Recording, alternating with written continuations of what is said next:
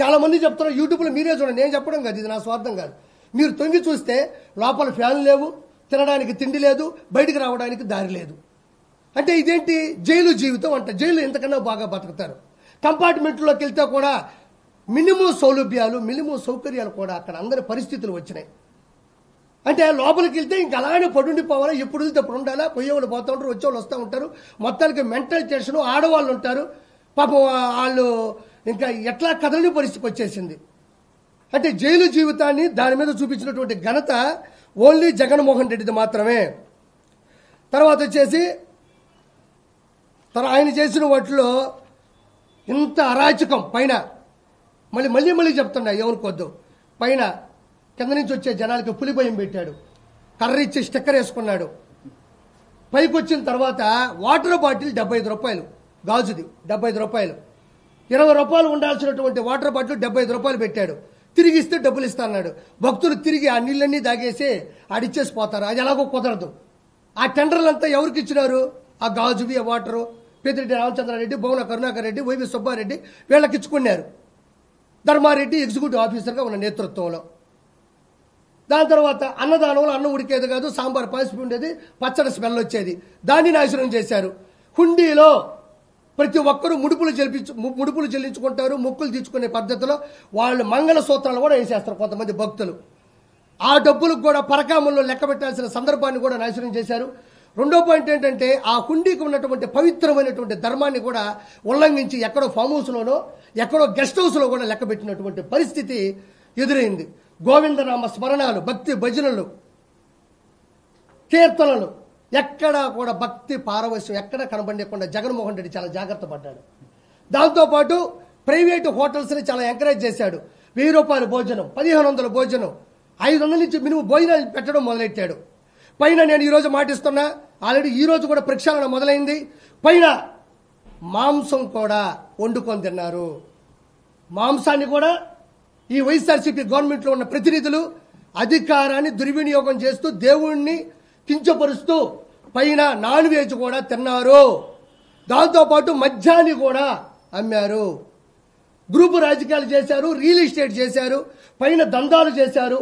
పైన ఉన్న కొండని కొత్త వెంకటేశ్వర స్వామి ఉన్నటువంటి ప్రదేశం మాత్రమే వెంకటేశ్వర స్వామి ఉన్నాడు, మిగతా అన్నీ కూడా వ్యాపారం చేసేశారు. మొత్తం కూడా తిరుమల తిరుపతికి సంబంధించిన కొండని మొత్తం శేషాచల అడవుల్లో ఉన్న ఎర్రచందనం మొత్తాన్ని తరలించారు. 100 కోట్ల టెండర్లు వేసి ఆల్రెడీ ఉన్నటువంటి భవనాల్ని కూల్చి శిథిల వ్యవస్థకు చేసి వాటి ప్లేసులో కావాలని నాసిరకమైన కొత్త కట్టడాలు కట్టి ఈరోజు వాళ్ళల్లో వాళ్ళు డబ్బులు సంపాదించుకున్నటువంటి పరిస్థితి తిరుమల తిరుపతి దేవస్థానంలో ఉంది. పురోహితులు భయపడ్డారు. లడ్డూ ప్రసాదం, మనం తినే లడ్డూ ప్రసాదం మీ అందరికీ తెలుసు. మనం చిన్నప్పుడు లడ్డు ఎత్తుకెళ్తే ఊరు వాసన వచ్చేది. ఆ లడ్డు వాడు ఎత్తుకెళ్తుంటే కోహు నీరు వజ్రం కన్నా చాలా అద్భుతమైంది, అద్వితీయమైందని ఫీల్ అయిపోయి వెళ్తే ఊర్లో అడుక్కునేవాళ్ళు, ఒరే నాకు కొంచెం బెటర్ రే, ఒరే నాకు వచ్చాం అనేవాళ్ళు. ఈరోజు అదే లడ్డు 2 రోజులు పోతే ఇట్ట ఇడిపోతుంది, బాంబు బ్లాస్ట్ అయినట్టు విడిపోతుంది. అది యాడ నెయ్యి ఉంది, యాడ ఫార్ములా ఉంది, యాడ విశిష్టత ఉంది, ఎక్కడ గుడి మీద పవిత్రత ఉంది. అన్యమతం యొక్క ప్రచారాన్ని విచ్చలవిడిగా చేశారు. అన్యమత ప్రచారం. నేనేమి ముస్లింస్ తక్కువ అంటోలే, నేనేమి క్రిస్టియన్స్ని తక్కువ చేయడంలే. ఎవరి మతం వాళ్ళకు గొప్పది, ఎవరి మతం వాళ్ళు కాపాడుకోవాలని మాత్రమే చెప్తున్నా. ఈ విధంగా దౌర్భాగ్యమైన పరిస్థితులు పైన నెలకొల్పడం జరిగింది. దానివల్ల ఈరోజు ఏం జరిగింది? నేను ఇంకో మాట చెప్తున్నా మీకు. అతను ఓడిపోయింది ట్యాంపరింగ్ వల్ల అంటున్నారు. ట్యాంపరింగ్ వల్ల కాదు, నేను చెప్తున్నా, గుర్తుపెట్టుకోండి. వైఎస్ జగన్మోహన్ రెడ్డి 11 సీట్లు పరిమితమై అట్టర్ ఫ్లాప్ అయింది. ట్యాంపరింగ్ వల్ల కాదు, ఈవీఎం మిషన్ల వల్ల కాదు. అలా అనుకుంటే మోడీ గారి 400 సీట్లు వస్తాయని చెప్పుకున్న వ్యక్తి ప్రధానమంత్రి నరేంద్ర మోడీ గారు ఆల్రెడీ 2 సార్లు అయిన వ్యక్తి, ఆయన ట్యాంపరింగ్ చేసుకుని 400 ఎంపీ సీట్లు వేసుకోలేడా? మరి అదే ఎంపీ స్థానం ఉండేటువంటి అయోధ్య, ఆ స్థానమే కోల్పోయాడే, ఆయన ట్యాంపరింగ్ చేసుకోలేడా? ట్యాంపరింగ్ వల్ల కాదు ఆంధ్రప్రదేశ్లో వైఎస్ఆర్సీపీ తుడిచిపెట్టుకుపోయింది. నేను ఒక క్వశ్చన్ మిమ్మల్ని సూటిగా అడుగుతున్నా, ప్రశ్నని నాకు చెప్పండి. ఇప్పుడు కూటమిలో ఎన్ని పార్టీలు కలిసాయి?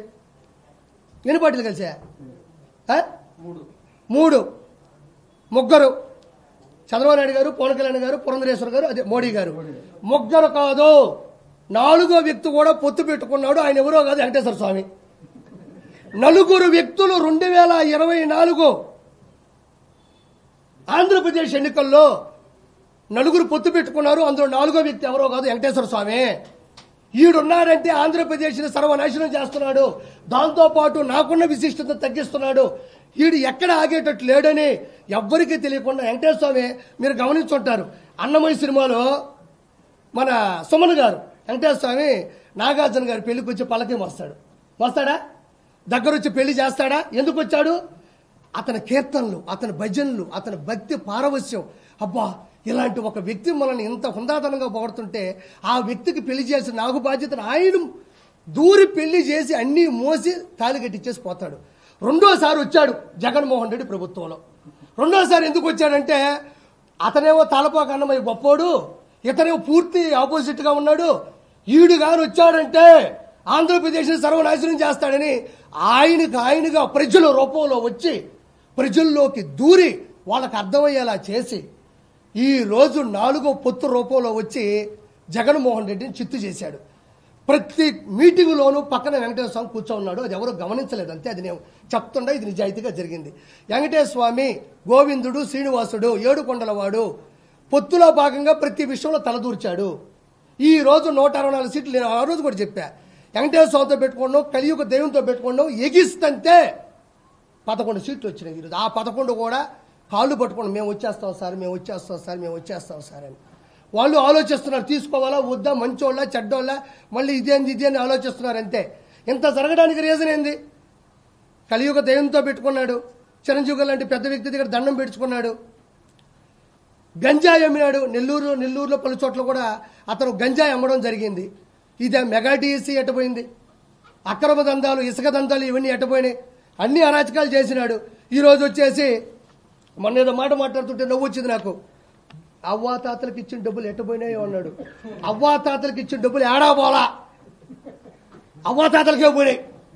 అవ్వాతాతలకు ఇచ్చిన డబ్బులు ఏమన్నా రాజారెడ్డి డబ్బులా, వైఎస్ రాజశేఖరరెడ్డి డబ్బులా, నీ డబ్బులా?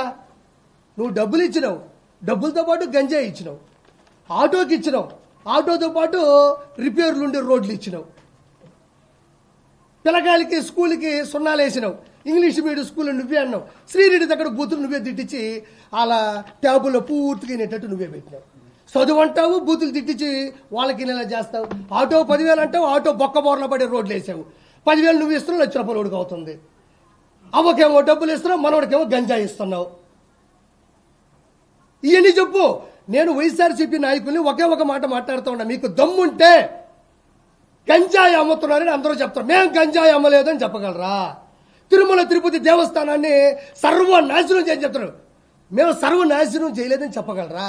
ఎందుకు చెప్పట్లేదు మీరు? మాస్క్ అడిగినటువంటి సుధాకర్ గారిని చంపేసని అందరూ చెప్తున్నారు, మేము చంపలేదని బలగుద్ది చెప్పగలరా? ఇసుక దందాలు చేశానంటున్నారు, మేము చేయలేదని మీరు చెప్పగలరా? అమర్ గౌడ్ అని ఒక పిల్లోడు వాళ్ళ అక్క మీద ఏదో చేస్తే అబ్బాయిని కిరోసిన్ పెట్టి తగలబెట్టేశారు, మేము చంపలేదని మీరు చెప్పగలరా?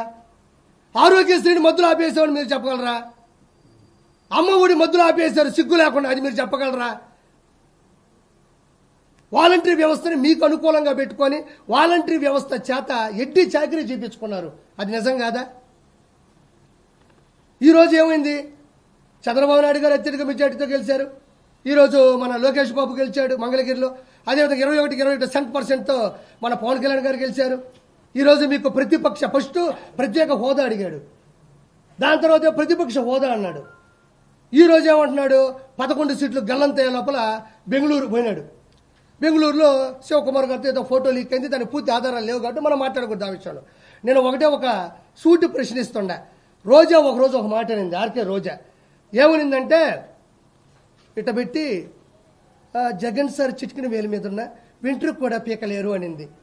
ఎంట్రుకి ఏం కర్మ? వెంకటేశ్వర స్వామి మీ అన్న సీఎం పదవే బీకేశాడు, అన్నకే ప్రత్యక్ష హోదానే బీకేశాడు, అన్నని భయపెట్టి బెంగళూరుకే పంపించేశాడు.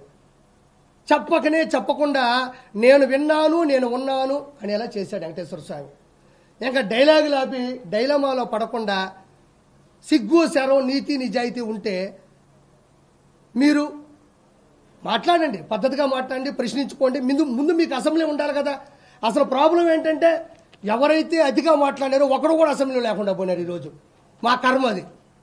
అసెంబ్లీలో ఎవరైతే అత్యుత్సాహంతో మాట్లాడినారో, దుర్వినియోగంతో మాట్లాడారో ఒక్కరు కూడా ఈరోజు లేకుండా పోయింది. కాబట్టి నేను చెప్పేది ఒకటే, ఈరోజు 20 మందిని తీసుకెళ్లిన రోజా 3,000 కోట్ల రూపాయలు సంపాదించింది అని ఒక సామాన్యుడు, ఒక కమీడియన్, ఒక నెల్లూరు పెద్దారెడ్డి చేపలు పులిసి పెట్టుకున్న ఒక కిరాయి ఆర్పి అంటున్నాడు, నీకు దమ్ము ధైర్యం ఉంటే డిబేట్లోకి రాగలవా? 3,000 కోట్ల రూపాయలు నువ్వు మీ అన్నదమ్ములు ఇద్దరు కలిసి ఎత్తేశారన్నది నిజం కాదా? అనిల్ కుమార్ యాదవ్కి 5,000 కోట్ల రూపాయలు నెల్లూరు ఎంపీగా ఉన్నప్పుడు సంపాదించాడు. ఇది నిజం కాదా? పేరుని నాని కొడుకు అడ్డం పెట్టుకొని గంజాయిని పెంచి డబ్బులు సంపాదించాడు. అది నిజం కాదా? పెద్దిరెడ్డి రామచంద్రారెడ్డికి 1,000 కోట్లు ఉన్నాయి, మిథున్ రెడ్డికి 1,000 కోట్లు ఉన్నాయి, బొమ్మన కరుణాకర్ రెడ్డి, వైవి సుబ్బారెడ్డి, ధర్మారెడ్డి, వీళ్ళందరూ కూడా 1,000 కోట్ల రూపాయలు డబ్బులు. నేను ఇంకో మాట చెప్తున్నా, ఆంధ్రప్రదేశ్లో ఏ శాఖలో కూడా అభివృద్ధి 1% కూడా జరగలేదు. కానీ టెండర్లేసి బిల్లులకి సంతకాలు పెట్టి డబ్బులు తీసేసుకున్నారు. ఇది వాస్తవం. ఇప్పుడు చంద్రబాబు నాయుడు గారు అతను ఎంతో కొంత చేసుంటే కదా కొనసాగించాలి, ఎంతో కొంత చేసుంటే కదా దాన్ని మిగతాది తీసుకెళ్ళాలి. 1% కూడా అభివృద్ధి లేకపోవడం వల్ల ఈరోజు 13 లక్షల కోట్ల అప్పుని జగన్మోహన్ రెడ్డి పెట్టి ఋషికొండని బోడికొండ కొట్టి 500 కోట్ల రూపాయలతో ప్యాలెస్ కట్టుకున్నాడు. తాలేపటి ప్యాలెస్లో 986 మంది ప్రైవేట్ సెక్యూరిటీని పెట్టుకున్నాడు. 1,000 కోట్ల రూపాయల అధికార దుర్వినియోగాన్ని ప్రైవేటు సెక్యూరిటీ కోసం ఆధునీకరణమైనటువంటి మన చుట్టుపక్కల ఆయన సెక్యూరిటీకి ఉన్న మిషన్స్ కోసం ఖర్చు పెట్టాడు. ప్రతి జిల్లాకి ఒక ప్యాలెస్ కడదామని ట్రై చేశాడు.